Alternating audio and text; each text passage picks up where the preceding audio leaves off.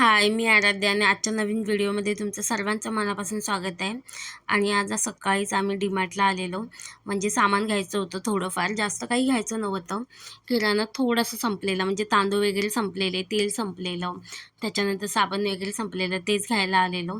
आणि संडे असला की गर्दी खूप जास्त असते, त्यामुळेच. आणि समर्थाला ठेवून आलेलो आणि घरातली कामं तर सगळी माझी बाकी होती.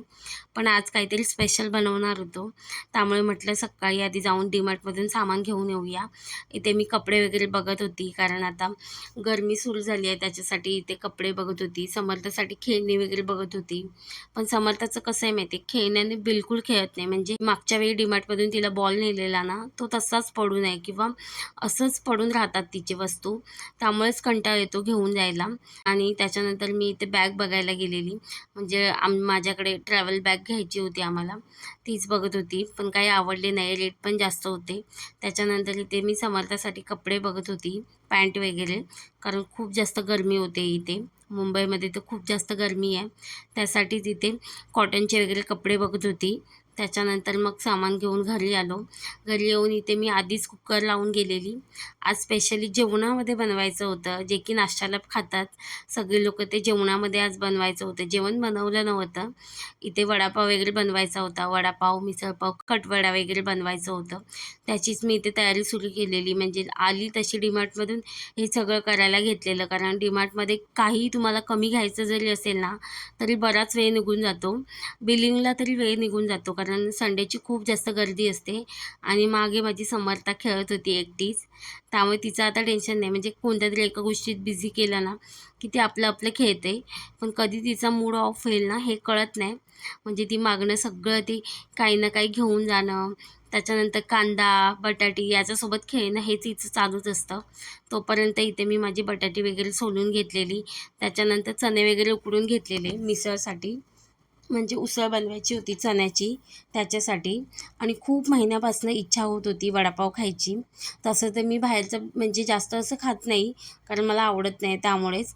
आणि गावी आमचं हॉटेल आहे, तिथला वडापाव एकदम टेस्टी असतो. आणि इथे मुंबईला त्याची चव मला कुठेच असं भेटेल असं वाटत नाही, त्यामुळे मी खातच नाही. म्हणजे गावी काय म्हणजे गावी पण मी कधी वेगळ्या हॉटेलमध्ये असे वडापाव वगैरे ट्राय केला नाही आहे. त्याच्यानंतर इथे माझं सगळं कट वगैरे करून झालेलं. वडापावची भाजी बनवायची होती. त्याच्यानंतर इथे मी फोडणीची तयारी केलेली, म्हणजे भाजीच्याच. कांदा, मिरची, कोथिंबीर, त्याच्यानंतर राई, हळद, ते सगळं घालून मी इथे सगळं मिक्स करून घेत होती. तोपर्यंत बाकीचं काम करत होते, सगळे समर्थाला सांभाळणे वगैरे. आणि याच्या आधी मी सगळी कामं करून गेलेली, त्यामुळे मला बरं पडलेलं. कारण असं काही बनवायचं असेल ना, तर खूप लेट होतं. आणि संडे असला की आमचं तसंही लेट असतंच, सगळ्या गोष्टी लेट उठणं, कामं लेट होणं. पण असं आहे, हे काही बनवायचं होतं ना, अचानक बनवायचं होतं, अचानक प्लॅन झालेला आमचा. त्यामुळेच इथे मी वडापावची भाजी बनवून घेतली पहिली, आणि मग बाकीचं सगळं तयार करून घेतलेलं मिसळचं. मिसळला फोडणी दिलेली होती मी आधीच. आणि वडापाव मला प्रचंड आवडतो, प्रचंड म्हणजे खूप जास्त आवडतो. बाकी असं मी कटवडा, मिसळ वगैरे अजिबात खात नाही. पण मला गावी म्हणजे आमच्या हॉटेलचाच वडापाव खूप जास्त आवडतो. त्यानंतर इथे सगळे वडे वगैरे तळून घेतले. तोपर्यंत भावाने सगळी बाकीची तयारी केलेली, म्हणजे मिसळचं कांदा वगैरे चिरून घेणे, कांदा, टोमॅटो, ते सगळं त्याने करून घेतलेलं. त्याच्यानंतर इथे आमचं छान असं ताट रेडी आहे. म्हणजे खूप भारी वास येत होतं, म्हणजे खूप भारी वाटत होतं.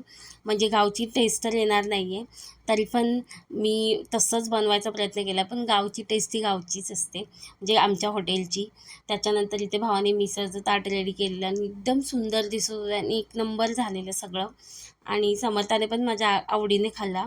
वडा तिला दिलेला, बाकीचं काही नाही दिलं होतं, तिखट झालेलं थोडं. ते सगळं खाऊन मग संध्याकाळी मी इथे डीमार्टचं सगळं सामान लावायला घेतलेलं. म्हणजे की आमचं महिन्यातून एकतरी फेरफटका होतोच डीमार्टला, कारण तांदूळ लवकर संपतात. त्याच्यानंतर तेल वगैरे आणायचं होतं, ते सगळं. आणि बाकी बारीक सारीक गोष्टी आणायच्या होत्या. त्यामुळे समर्थासाठी पोहे वगैरे, पोहे म्हणजे समर्थ आवडीने खाते, पोह्याचा नाश्ता आवडीने खाते. त्याच्यानंतर शिरा वगैरे आवडीने खाते. त्याच्यानंतर ते सगळं लावून वगैरे घेतलं, आणि असं संपवलं आमचा आजचा दिवस. बाय.